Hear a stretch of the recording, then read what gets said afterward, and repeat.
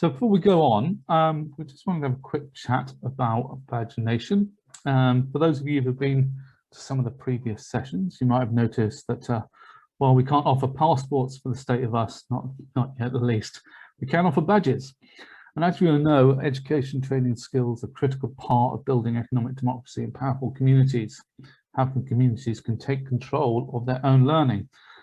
One way we can do that is through pagination. So I'm going to hand you over quickly to my colleague Ruby, who's going to tell us all about that. Ruby. Thank you, Ed. So hi everyone, my name is Ruby and I work for Real Ideas. Thank you so much for being here with us on the final event of what, in my opinion, has been a fantastic conference. It's a complete honour to share this space with all of our amazing speakers and with all of you who have taken the time to join us in this discussion in creating change. So I'm speaking to you today wearing two hats, one as an organiser of this conference and the other as a founding member of a very exciting new organisation that has the opportunity to help all of us to recognise the change that we want to see in the world. So Badge Nation is a not-for-profit, purpose-driven partnership between Real Ideas and future creators, and we use digital badges to motivate learning and ambition, whatever that might look like. I imagine your first question will most likely be, what on earth is a digital badge and what does it have to do with new municipalism? And if that's the case, I completely understand and I will do my best to clear this up. So at first mention, digital badges probably sound like a new age, complicated, high-tech piece of faff, but the idea behind them is inherently simple. As most of you know, being change-making organisations, activists and movement makers, people are so much more than just their qualifications. We all complete and achieve so much outside of those stuffy formal certificates, whether that be volunteering, attending workshops, putting skills into practice, or just doing really good things for your community. A digital badge recognises these accomplishments and immortalises them online. You won't lose a digital badge down the sofa or behind the fridge, and the possibilities are endless for what can be recorded in a badge. The best example I can give of this is my own experience as an Army cadet growing up. I collected those sew-on badges for various achievements, completing learning camps, first aid, being a member of the marching band, expeditions and volunteering. I still have these badges in an envelope at the bottom of a box under my bed, and I even have a tattoo of my corporal stripes. But these physical items mean absolutely nothing outside of the Army Cadet organisation or my own nostalgia.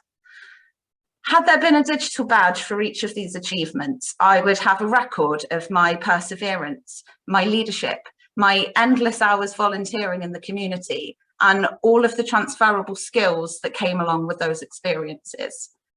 Digital badges create a credible reference for people's time, commitment and knowledge, and they shout about all of the extra stuff that you won't see on a certificate.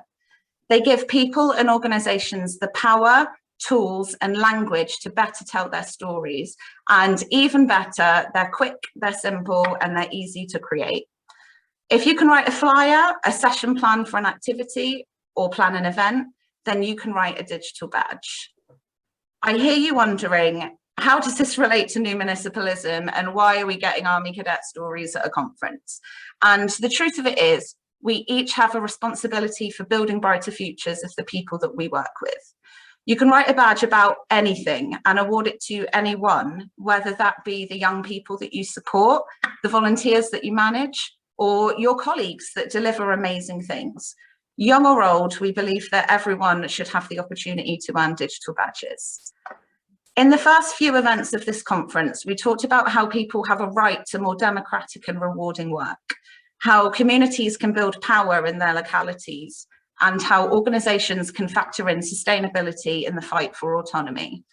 Digital badges give us an opportunity to break the mould on what is considered credible and valuable, whether you're a nation-spanning enterprise creating change at a higher level, or a teeny tiny friends group of your local park lifting others up through action. We don't care if you're the former or the latter. We want to support all organisations to join us in this journey of recognition and empowerment. As an introduction to the world of badges, I have written a collection of extra special conference badges to thank you all for your time and commitment in sharing this space with us over recent weeks, which you will receive very soon.